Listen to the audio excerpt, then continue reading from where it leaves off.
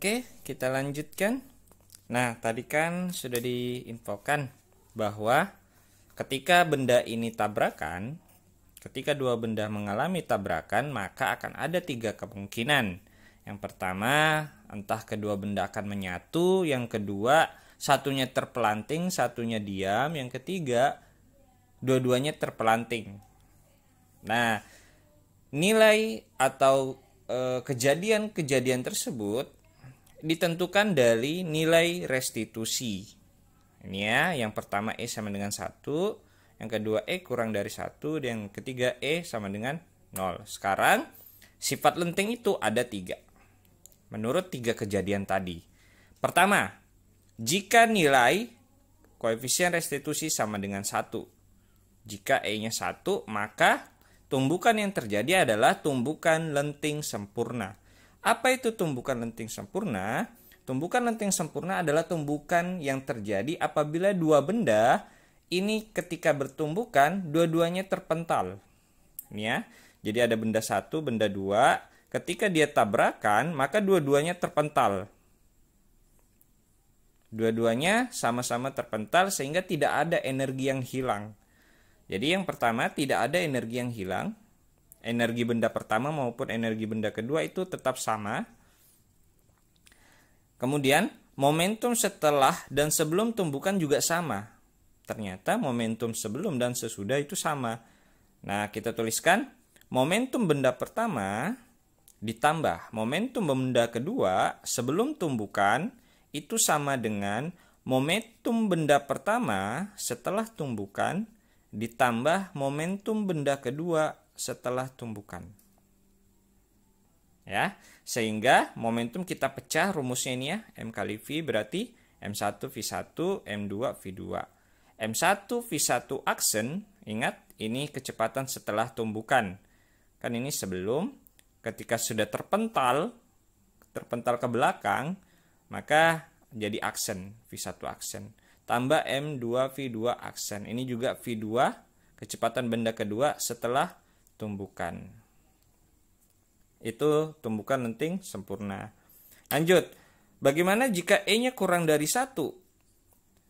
Jika E-nya kurang dari 1, seperti yang saya bilang 0,9, 0,8, 0,7, 0,6, 0,5, 0,4, 0,3, 0,2, 0,1, maka terjadilah tumbukan lenting sebagian.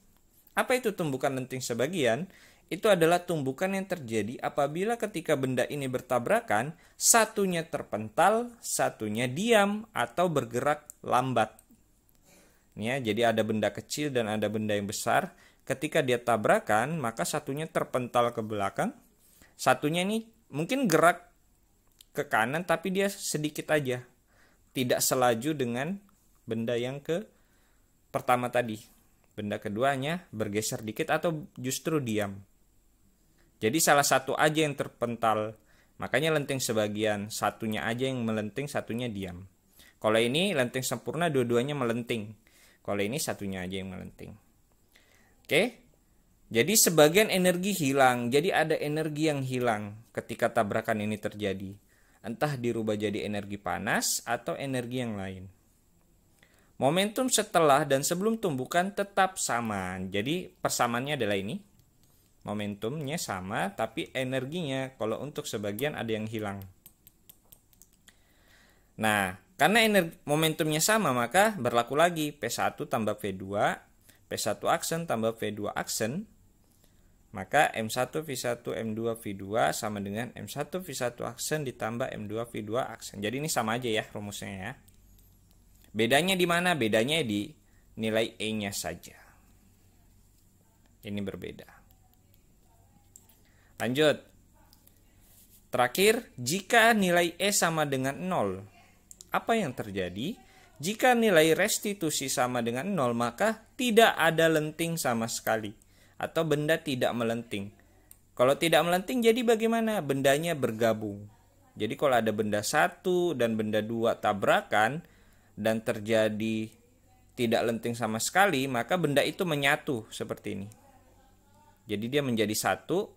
Benda 1, benda 2 jadi 1, sama-sama gerak ke kanan, V aksen jadinya ya. Nggak ada lagi V1, V2 tapi jadinya V aksen. Kecepatan setelah tabrakan. Jadi kedua benda itu menyatu. Ini persyaratan yang pertama. Yang kedua, momentum setelah tumbukan itu menyatu. Jadi momentumnya bersatu nih kedua benda. Sehingga rumusnya P1 tambah P2 sama dengan P aksen. M1 V1 tambah M2 V2 sama dengan M1 tambah M2. Jadi kedua masanya kan dijumlahkan nih. Karena dia menyatu. Kali V aksen. Kecepatannya sekarang jadi 1. V aksen saja. Nah, jelas ya.